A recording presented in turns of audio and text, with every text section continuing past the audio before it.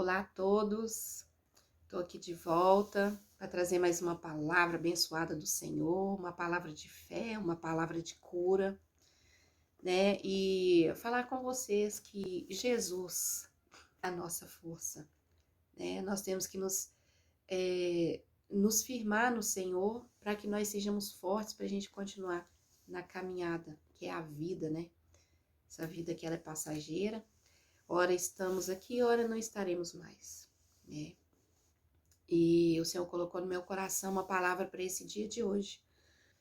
Porque o Senhor Jesus, quando ele andou pelo mundo, ele fez maravilhas, ele operou milagres, ele curou os doentes, curou os cegos, os aleijados, os surdos, os mudos, os leprosos. Ele ressuscitou mortos, ele tirou demônios das pessoas. Então o Senhor fez grandes maravilhas com a passagem dele pela terra. E neste dia, né, o Senhor ele colocou essa passagem que está lá em Marcos, no capítulo 5, a partir do versículo 21. E passando Jesus outra vez, num barco para o outro lado, ajuntou-se a ele uma grande multidão, e ele junto do mar. Eis que chegou um dos principais das sinagogas, por nome Jairo, e vendo-o, prostou-se aos seus pés, e rogava-lhe muito, dizendo: Minha filha está à morte, rogo-te que venhas e lhe imponha-lhe as mãos, para que sare e viva.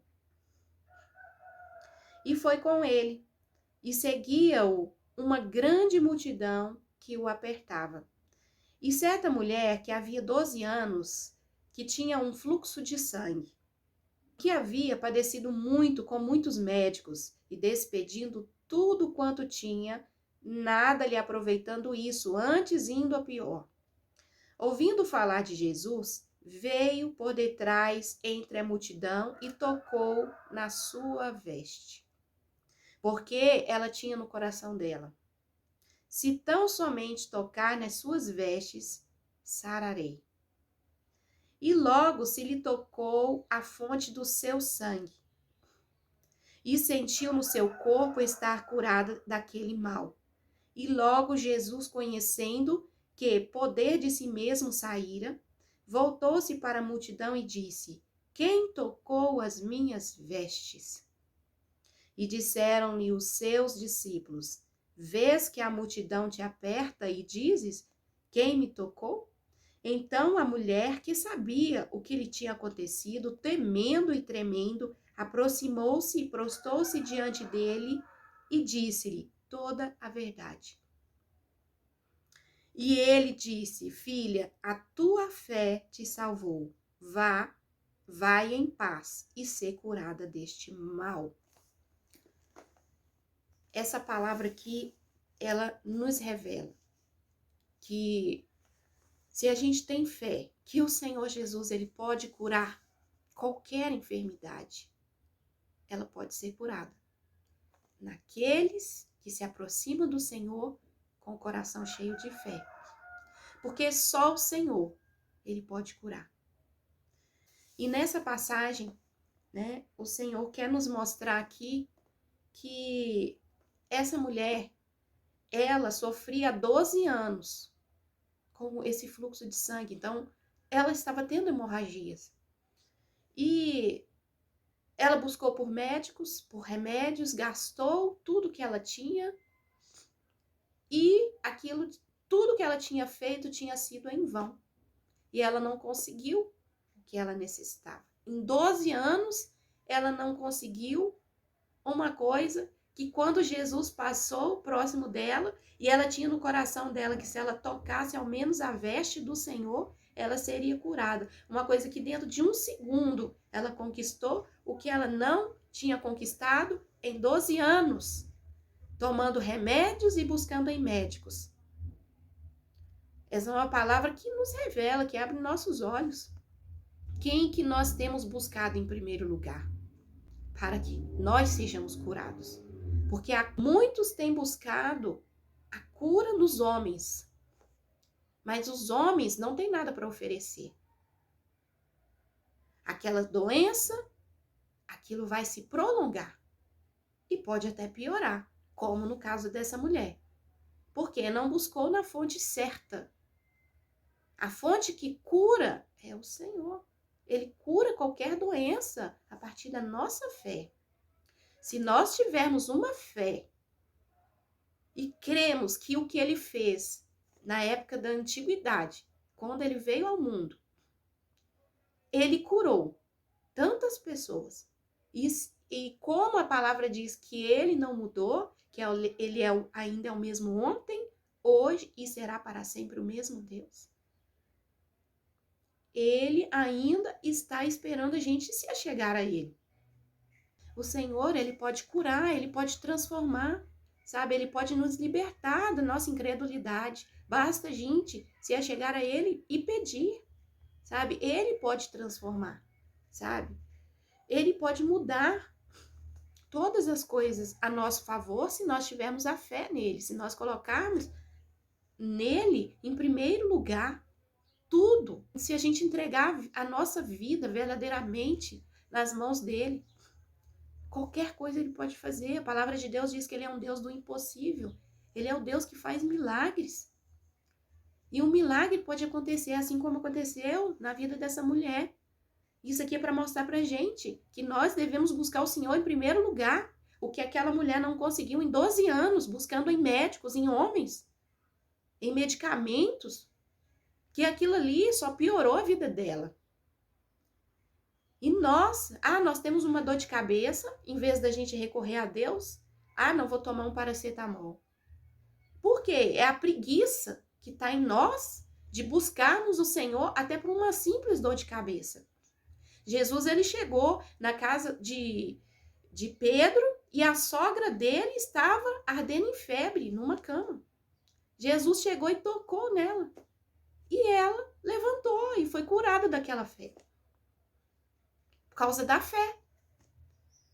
Porque nós sabemos que se o Senhor Jesus, uma só palavra que sai da boca dele, não precisa de mais nada. Mas se a gente se achegar com fé, assim como aquela mulher do fluxo de sangue, ela se achegou. Ela estava com a fé que se ela tocasse, pelo menos ela tocasse nas vestes de Jesus, ela seria curada. Nós não precisamos de muito. Nós precisamos deixar a preguiça espiritual. Deixar de buscar em homens para buscar em primeiro lugar em Deus. E isso vale para tudo na nossa vida. De uma simples dor de cabeça a um câncer. Jesus, ele pode curar. Amém? Estou aqui para trazer fé no coração de vocês, através da palavra de Deus. Isso não é uma coisa que vem de mim mesmo, mas vem da palavra. E o que eu estou dizendo é palavra. A palavra do Senhor, ele está aqui para nos ensinar. A palavra ele deixou para nos ensinar. Ele diz, o justo viverá da fé. Vai ter um tempo em que nós, ou a gente busca a Deus, ou nós perecemos. Né? E então nós não precisamos buscar em homens para a gente vir a piorar. Aquela mulher, ela piorou, buscando a cura em homens. Nós temos que buscar na fonte da vida eterna, na fonte verdadeira, que é o Senhor Jesus. Senhor Jesus, ele pode curar de uma simples dor de cabeça, como que eu falei, até um câncer, até uma doença mortal. Ele pode curar. Basta a nossa fé, porque ele falou, mulher, a tua fé te salvou. E em várias outras passagens que o Senhor Jesus fez cura, em cegos, em aleijados, aqueles de nascença, e ele falava, a tua fé te salvou, a tua fé te curou. Então, sem fé, ninguém pode agradar a Deus. Nós temos que nos achegar a Deus com fé e saber que ele é Deus e que ele é capaz de fazer o que nós estamos pedindo a ele. O amor dele está disponível, a cura está disponível. Em Isaías 53 diz que o Senhor levou sobre ele naquela cruz as nossas dores e as nossas enfermidades. E ele remiu os nossos pecados. Ele foi moído pela nossa iniquidade, pela nossa maldade. Nesse momento, Deus fechou os olhos para não ver o filho dele sofrer. E por nossa causa, porque ele estava ali por nossa causa. Então, a cura está nele. A cura está no sangue que foi derramado ali na cruz. Nós não precisamos de homens, nós precisamos de Jesus. Nós não precisamos buscar cura em homens, porque não tem. A prova está aqui nessa palavra. A mulher buscou, em vez dela melhorar, foram 12 anos usando medicamentos, correndo atrás de médicos.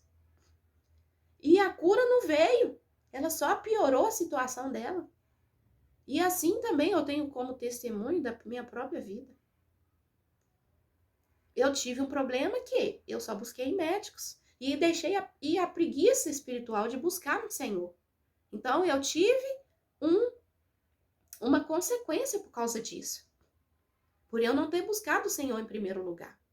Eu não ter tido fé o suficiente. Mas a fé a gente consegue ela buscando intensamente, a gente buscando de joelho no nosso quarto. Nós conseguimos encontrar o Senhor em meio à tribulação, em meio à perseguição, em todos os momentos da nossa vida. No nosso quarto nós achamos Deus. Porque ele fala assim: mas tu, quando orares, entra para o teu quarto, fecha a tua porta e ore ao Deus que está no céu, ao teu Pai, e ele te recompensará. Porque tudo que nós fizemos no secreto, Deus irá nos recompensar. Nós temos que pedir a Deus e temos fé que nós vamos conseguir. Porque nós não podemos duvidar daquilo que o Senhor pode fazer, daquilo que só Deus pode fazer. Ele pode fazer um milagre. E nós temos que colocar nossa fé nele. E ele pode fazer tudo a nosso respeito, se nós tivermos fé e perseverança. Não quer dizer que nós vamos pedir hoje e amanhã já vai acontecer. Não. Tem nós que somos pais e mães. Quando nossos filhos chegam pra gente e começam: mãe, você me dá, mãe, você compra, mãe, você faz isso, mãe, você faz aquilo. E começa a insistir. A gente amolece o nosso coração. Às vezes aquela criança ela vai chorar por causa daquilo que ela quer, ela tanto quer. E não vai ser hoje, não vai. Ó, filho, quando eu tiver dinheiro eu compro. E aí aquela criança ela vai insistindo. Vai ter uma hora que a gente vai chegar e vai fazer o que ela está pedindo, de tanta insistência. E com Deus também é assim. Mas nós temos que saber que para Deus a gente pede as coisas espirituais. A gente pede paz, a gente pede saúde, a gente pede libertação, a gente pede esperança, a gente pede um coração como o dele, a gente pede a cura. Essas coisas é que a gente tem que pedir para o Senhor. A gente pede um milagre, a gente pede a libertação para nossa família, a gente pede ao Senhor que venha guardar a nossa família do mal e as nossas vidas, venha nos livrar, né, dos maus caminhos. Essas coisas que nós temos que pedir a Deus. Porque as outras coisas, ele já nos dá. Porque ele fala: buscar primeiro o reino de Deus e a sua justiça, e as demais coisas lhe serão acrescentadas. Então, tudo vai ser acrescentado à nossa vida se nós buscarmos em primeiro lugar o Senhor e a justiça dele. É buscarmos no nosso quarto a presença dele. É pedirmos, porque nós somos filhos, nós precisamos pedir essas coisas. As coisas espirituais. Né? Nós estamos passando uma situação difícil, nós podemos pedir ao Senhor. Às vezes estamos passando uma humilhação, um problema no trabalho, né? Uma rejeição. Então, essas coisas a gente pode pedir para o Senhor. Para o Senhor nos dar calmaria, para o Senhor nos dar paciência, porque Ele ensina na palavra dele: suportar uns aos outros. Mas nós podemos pedir para que o Senhor possa nos abençoar, para que a gente consiga continuar caminhando. E não desejar o mal para o outro que está nos fazendo mal, que está nos desmerecendo ou humilhando, mas nós temos que pedir a Deus que abençoe aquela pessoa. Assim nós estaremos sendo filhos de Deus e considerados por Ele filhos, porque assim como Ele fez: Pai, perdoa-os porque eles não sabem o que fazem, lá na cruz, todos humilhando, porque aquilo era humilhação, aquilo era a maior vergonha. Era quando um homem era crucificado numa cruz, porque a palavra diz que todo aquele que fosse crucificado no madeiro, aquilo seria como uma vergonha e como uma maldição. E o Senhor Jesus, ele se fez maldição por nossa causa, para que nós estivéssemos aqui hoje. E muitos têm rejeitado a presença do Senhor. Muitos não têm buscado conhecê-lo, porque todas as vezes que a gente abre a palavra da vida eterna, nós conhecemos o Senhor um pouco mais. E muitos rejeitam por preguiça. Nós devemos pedir a Deus que nós venhamos a deixar toda a preguiça espiritual, para que nós consigamos a vir para o nosso quarto orar, para que nós consigamos tirar tempo para fazer a leitura da palavra de Deus, porque só a palavra de Deus pode nos salvar. Porque a nossa vida ela é passageira. Um dia a gente não vai estar aqui mais. E para onde nós iremos? Se nós não tivermos a fonte da vida eterna jorrando através de nós. Para onde nós iremos? Para onde? Por isso que as pessoas morrem e as outras ficam desesperadas. A família fica desesperada quando a gente não sabe para onde a alma vai. Mas nós sabemos que há um céu. Nós sabemos que há um Deus que quer que nós sejamos salvos. Mas nós temos que buscar a nossa salvação. Nós temos que correr atrás dela. E como é que a gente corre atrás da salvação? Lendo a palavra, buscando em oração, buscando crer no Senhor como nosso Senhor e Salvador. E buscando fazer todas as ordenanças, preceitos, estatutos, cumprindo todos os mandamentos. Nós somos pecadores. Nós erramos todo momento. Quando a gente pensa que não, a gente já falou algo que desagradou a Deus. Mas nós devemos ter um coração que se arrepende. Nós temos que nos voltar e nos arrepender. E buscar do Senhor o perdão. Nós temos que pedir a Deus que nos dê um coração segundo o coração dele. Então, a gente fica desesperado quando a gente não sabe para onde que aquela pessoa vai. Mas se nós estamos pedindo pelos nossos familiares, nós estamos pedindo aonde? No nosso quarto, de joelho, ao Senhor. Salva a minha família, Senhor. Se revela a minha família. Para que eles te conheçam, sabe? Nós temos que pedir isso a Deus. Porque Deus, Ele quer ouvir. Nós temos que orar pelos nossos, porque essa é a responsabilidade de cada cristão. Nós temos que pedir pelos nossos.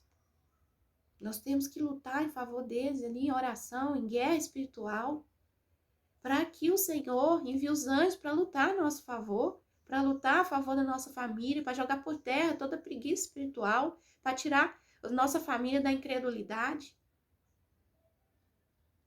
Porque o que será de nós se nós... O que é daqueles que morrem sem Jesus?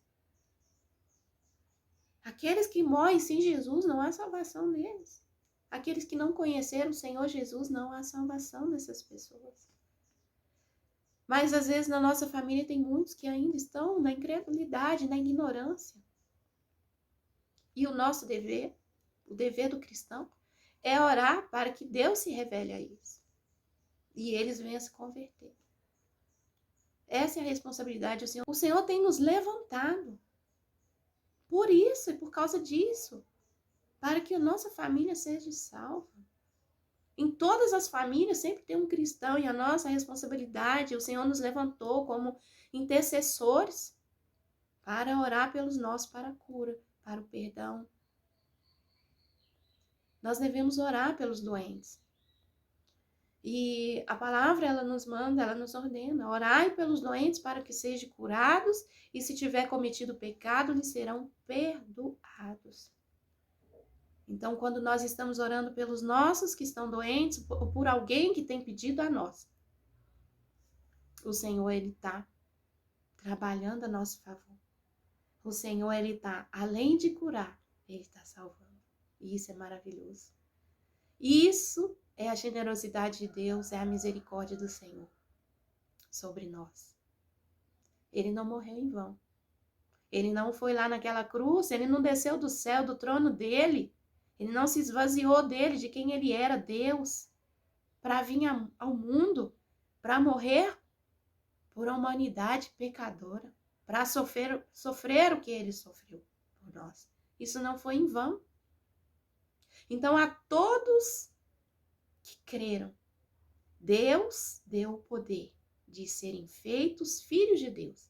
E aqueles que são filhos de Deus, o Senhor trabalha em favor daqueles que creem nele.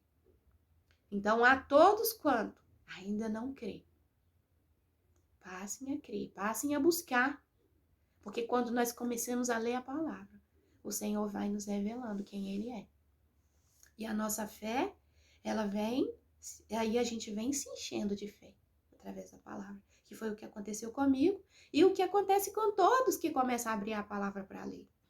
Aqueles que têm vontade de conhecer mais do Senhor. Ele deixou a palavra. E a palavra revela quem ele é. A palavra de Deus fala que Jesus é a palavra. E lá em Apocalipse, no capítulo 19, a partir do versículo 11 até o 13, né? Porque o livro de Apocalipse é o livro das revelações, né? Que Deus deu a João. Deus deu visão a João das coisas que haveriam de acontecer nos últimos dias. E nesse capítulo aqui diz assim, João estava tendo a visão. Aí ele disse assim, e vi o céu aberto, e eis um cavalo branco. E o que estava sentado sobre ele chama-se Fiel e Verdadeiro, e julga e peleja com justiça.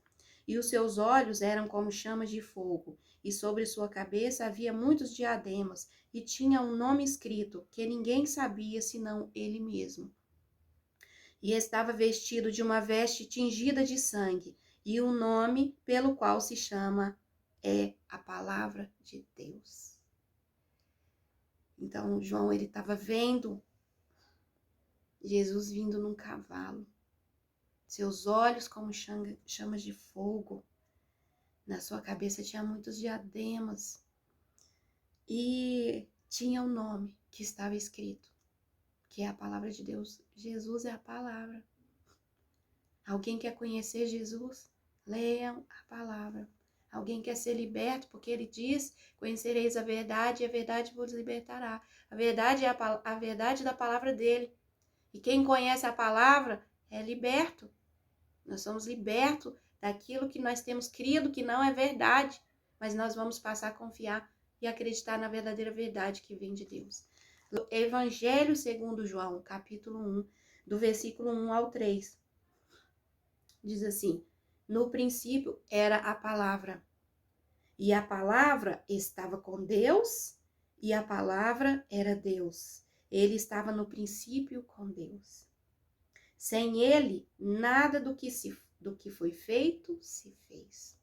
Jesus é a palavra. E sem Jesus, nada podia ser feito. Sem a palavra que é Jesus, nada do que foi feito se fez. Então toda a criação pertence a Deus. E toda a palavra pertence a Ele. Jesus é a palavra. Se nós não conhecemos a palavra, nós não conhecemos Jesus Cristo, porque Ele é a palavra. Nele estava a vida, e a vida era a luz dos homens. E a luz resplandece nas trevas, e as trevas não a compreenderam. Então, quem está andando em trevas, quem está andando em pecado, não conhece Jesus. Porque se conhecesse, a vida mudaria. Então é isso, gente. Essa é a palavra de hoje que eu tenho para vocês. Eu peço a vocês que meditem nessa palavra, que vocês possam ser abençoados por essa palavra, que vocês possam receber a cura através dessa palavra, porque a palavra de Deus, ela cura, porque a palavra é Jesus, e se a gente crer, nós seremos curados, lavados e remidos no sangue do poder de Deus. Amém? Fica com Deus, que o Senhor Jesus abençoe a vida de cada um de vocês. Continue sempre abençoando. Fiquem com Deus.